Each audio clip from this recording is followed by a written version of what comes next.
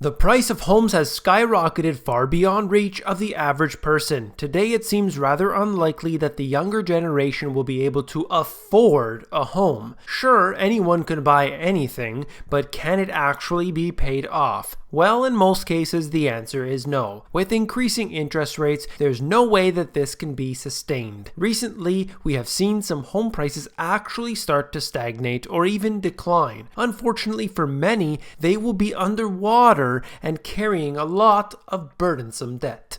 You came here for the truth, so let me unveil that for you. Today we're going to cover a few topics, and I wanted to begin by looking at millennials. I wanted to talk about the issues that are going on in Las Vegas, as well as Toronto, and much more. Let's begin by taking a look at this. This is a report out of Apartment List, and I'll give you the sources of that at the description below where you can see that. But let's take a look at the charts that they posted here. There is a very lengthy report that I definitely think you should check out, but I found some of the good details here in these charts I think you'll be interested in.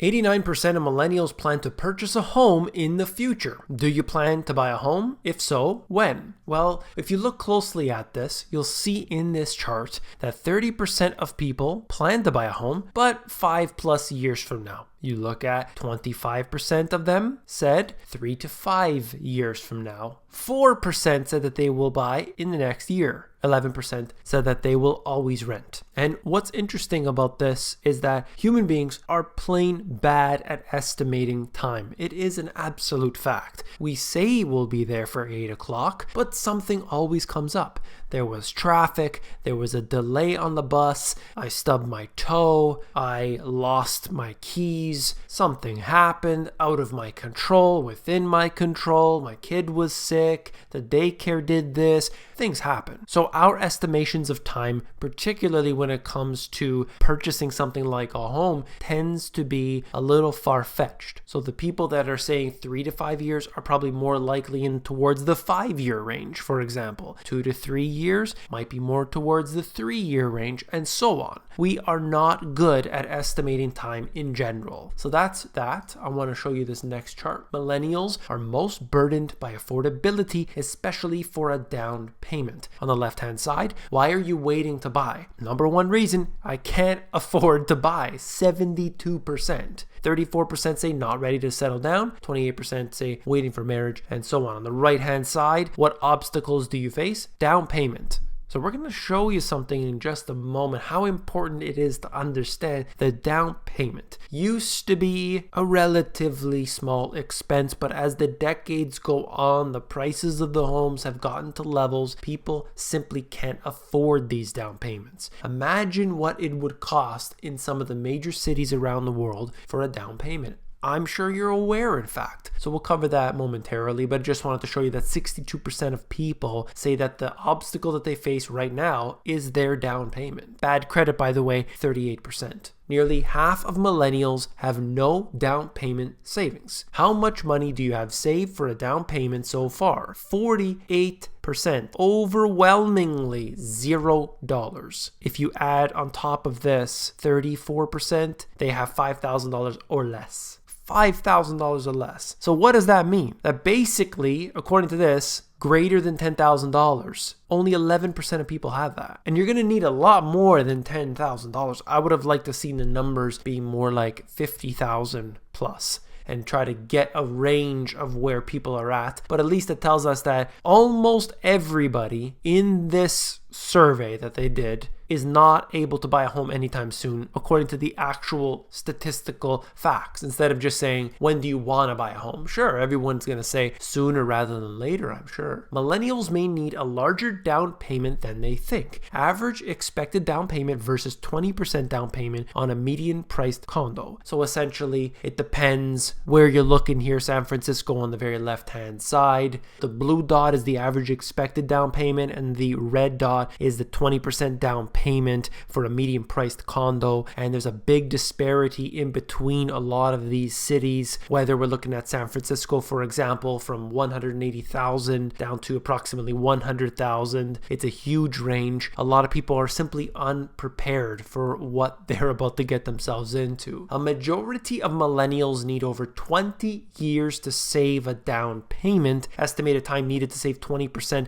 of a medium condo price by Metro. That's insane. They need 20 years. So if they are, let's say 25, they just got out of their university, or maybe they just got into the workforce, and here they are, they're starting to save their money. So they live with their parents, let's say, they're saving their money. They can't afford the down payment until they're 45. Now, there are some differences, some stipulations. If they're going to get money from external sources, if they live in an area where the wages are paying much higher than what the average wage would be in other areas around the United States, as an example here. But let's cover that further. Student loan debt is a major obstacle for saving for a home on the left-hand side. How much have you saved for a down payment so far? College degree without student loan debt is $10,000. College degree with student loan debt, $3,600. So the average person who's carrying a lot of debt cannot save money, and there's a reason for that. They're having trouble paying it down. Share of millennials who can save a 20% down payment within 5 years. College degree without student loan debt, 22.8%. If they have that debt, 12%. So it does make a big difference, there's no doubt. High income millennials receive the most down payment help from family. Well, how much assistance will you receive in affording a down payment? Greater than $100,000 here, individual annual income, it looks like $51,000. Well, that must be nice. Some individuals getting a nice little present from mom and pop. That would be a very wonderful thing if we all had that. Share of millennials who can save a 20% down payment within 5 years. On the right hand side, greater than $50,000 with assistance, 32.8%. So it's interesting to see where they're getting the money from. If you want a sign of Las Vegas's housing slowdown, just look at the rising tally of sellers who can't find a buyer. Around 7,000 single-family homes were on the market without offers at the end of November, a jaw-dropping 54% from a year earlier and the highest levels in 2 years. We are talking about a serious slowdown that is taking place in one of the hottest markets in the United States. Recently, Las Vegas,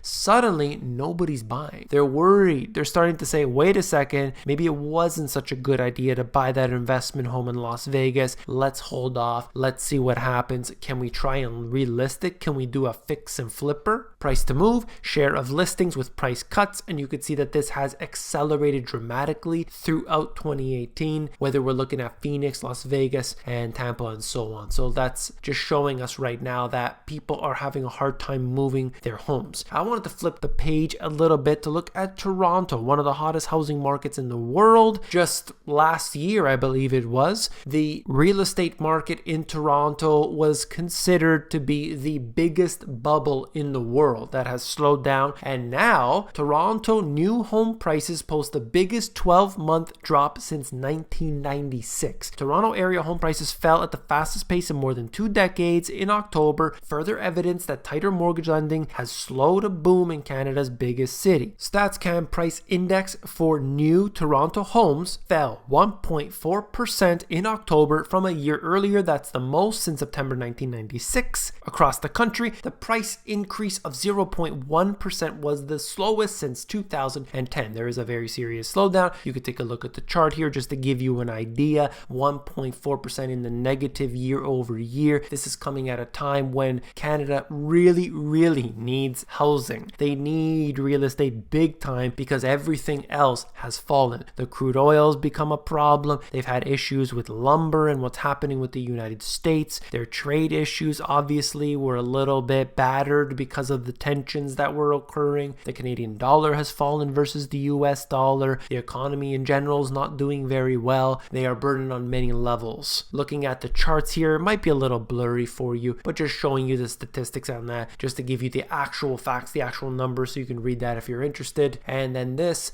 is the Greater Toronto single family detached townhouse and condo average prices and total residential listings and sales, all in one chart. It's big, it's messy. You can pause the video if you want to check it out for yourself. On the left hand side, you're seeing the prices. Clearly that has come down in Toronto no matter where you look, from the peak that was experienced in 2017. I believe it was April approximately of 2017 where the peak was seen in Toronto. Ever since then, the prices have come down in general. Now, the prices are still excessively high. Let's be obvious about that. Residential listings are down 28% from May 2013 high. Residential sales are down 51% from the June 2016 high. So we did have the sales start to slow down, but the prices kept on picking up. That's for sure. Then we had the issue about inventory, which is continuously building right now. That's become a problem in Toronto, but also in many other cities as well. All right, now looking at this, you could see that the inversion of the yield curve also took place in Canada with the 2 and the 5, just like it did in the United States. We are seeing a repetitious pattern that is occurring, and the ripple effect, which makes its way from one country to another. This is out of Visual Capitalist, the geography of America's distressed communities. And if you want to see it, I didn't want to cover it in the video, but I think it's important to check out the data behind the distress. And you can actually come into this, you can put your mouse over, see every different zip code and what the distress score is. They break it down in the article, and you can